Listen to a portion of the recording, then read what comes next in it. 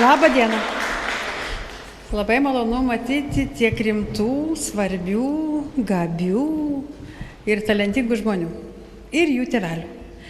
Ir tikrai labai džiaugiuosi, kad kasmet mes tokio atrandame Lietuvoje ir jų vis netrūksta. Ir tikrai matau jūsų veiduose, kad džiaugiatės patys tuo, ką pasiekėte. O iš ties šie pasiekimai tik pradžia. Nes kasmet reikės ir savo, ir kitiems vis įrodyti, kad esate tikrai verti tų žodžių, to talento, kurį sugebėjote parodyti iki šiol. Iš ties talentas nėra kažkokia duotybė amžina. Už ją reikės kovoti su savimi, su aplinka, su pasauliu ir kasdien įrodinėti, kad jūs tikrai tokie. Ir mokytis kasdien, ir savo pasakyti, netingėt, ir kad dirbti reikės daug. Ir jūsų tėveliam reikės priminti, kad tai yra neamžinybė.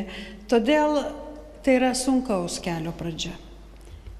Ir džiaugtis tikrai yra kuo vien dėl to, kad kelias, kuris yra pagristas darbais, sunkių darbų, darbštumų, atsakomybės jausmų, nes tik tokie žmonės savo talentą ir gabumus gali paversti gerų rezultatų ir rimtais pasiekimais. Nesvarbu, kokie gabūs bebūtumėt jūs šiandien, jeigu nemokėsite dirbti, nemokėsite siekti, nemokėsite mokytis, nieko nepasieksite.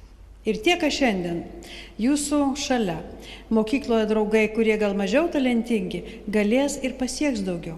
Jeigu jūs aptinksite, pradėsite per gerai apie save galvot, užsižaisite ir pamiršite, kad tai yra sunkus darbas, kiekvieną kartą, kova su savim.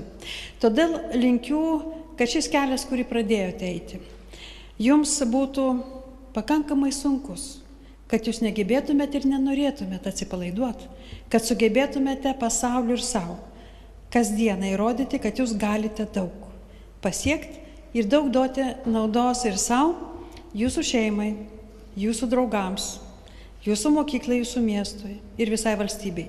Ir mes tikime jumis ir norime matyti jūs, ateities Lietuvos politikus, ateities Lietuvos žmonės, kurie kurs valstybę, prisims atsakomybę už valstybę ir tikrai busite tie, kurie valstybę kurs.